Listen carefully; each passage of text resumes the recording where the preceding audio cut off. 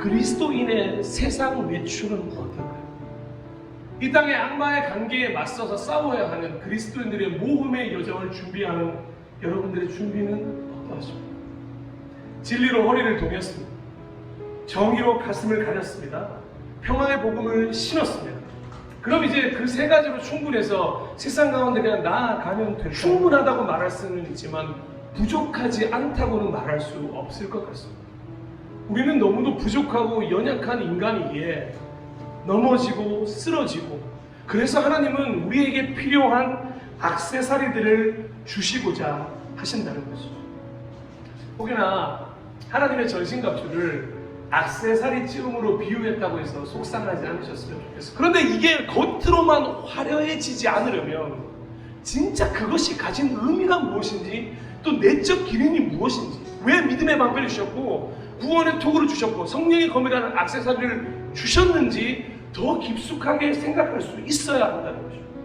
그 외적 기능과 그 내적 기능이 하나가 되었을 때 이 하나님의 전신갑주는 비로소 빛을 발하게 되어 있다는 거죠. 그래서 하나님은 이 하나님의 전신갑주를 우리에게 무엇으로 주시냐면 선물로 주신다는 것을 잊지 않으셔요. 특별히 오늘 나눠야 될 세 가지는 더욱더 하나님이 주시는 액세서리로 너무너무 귀한 선물입니다. 첫 번째 선물은 바로 믿음의 방패입니다. 그런데 그 믿음의 방패, 한마디로 뭐라고 말씀드릴 수 있냐면 결단이라고 말씀드릴 수 있습니다. 이제는 속사람과 겉사람 모두 다 그리스도인으로 살겠노라. 나는 이 세상을 세상의 방법이 아니라 하나님의 말씀으로 살겠노라. 믿음으로 살겠노라. 마지막이 너무 중요합니다. 하나님을 믿는 사람답게 살겠노라. 이렇게 결단하고 선포하는 것이 바로 믿음의 방패를 드는 것입니다. 두 번째 선물은 무엇이냐면 구원의 투구입니다. 그런데 이 두 번째와 세 번째 선물에는 특별한 수식어가 붙는다는 걸 아십니까?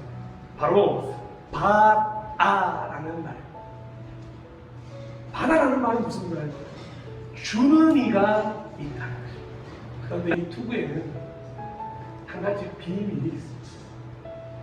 투구는 여러분이 말씀하신 것처럼 당연히 머리를 보호하는 것이지만 사실 더 중요한 의미가 있습니다.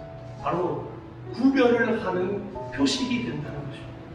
세상 가운데 나아가는 우리, 친히 하나님께서 보호하시는 것 이상으로 세상아, 얘가 누군 줄 알아? 라고 누구인지 보여주시는 게 바로 이 구원의 투구를 쓴 우리라는 것입니다. 바로 그리스도인의 정체성에 대해서 분명히 말씀해 주는 게 바로 이 구원의 투구라는 것입니다. 마지막으로 대망의 전신갑주 마지막 세 번째 선물은 바로 성령의 검입니다. 절대적으로 하나님의 전신갑주는 말씀이라는 것을 잊지 않으셔야 돼요. 그러니까 결국 이 말씀은 말씀으로 온몸을 무장해야 한다는 것을 다시 한 번 더 우리에게 각인시켜준다는 거죠. 혹시나 여러분들 내가 무기력증에 빠져있는 분들이 혹여나 있으시고 신앙생활도 재미없고 하나님 안 계신구나. 그러면 조용히 여러분의 손을 한번 보십시오. 여러분의 손에 성령의 검이 들려있습니다. 여러분의 손에 하나님의 말씀이 들려있습니다. 하나님이 주신 이 성령의 검, 이 말씀을 들고 있는 사람은 하나님의 나라에서 멀지 않은 사람인 줄로 믿습니다. 그 말씀에 순종해서 좌로나 우로나 치우치지 마시고 점점 더 이 하나님의 나라를 확장해 가지 않으시겠습니까? 그러려면 잠시 말씀, 예수 그리스도라는 진리를 믿는 믿음으로 허리를 동이셔야 합니다. 진리의 허리띠, 하나님 아버지의 마음으로 가슴을 가리시면 정의의 가슴막이, 더 오래 더 멀리 하나님의 보호 아래 갈 수 없는 길을 가도록 평화의 복음의 신을 신어야 합니다. 평화의 복음의 신. 이제는 믿음으로 살겠노라 결단하고 모든 공격을 막아내시면 됩니다. 믿음의 방패.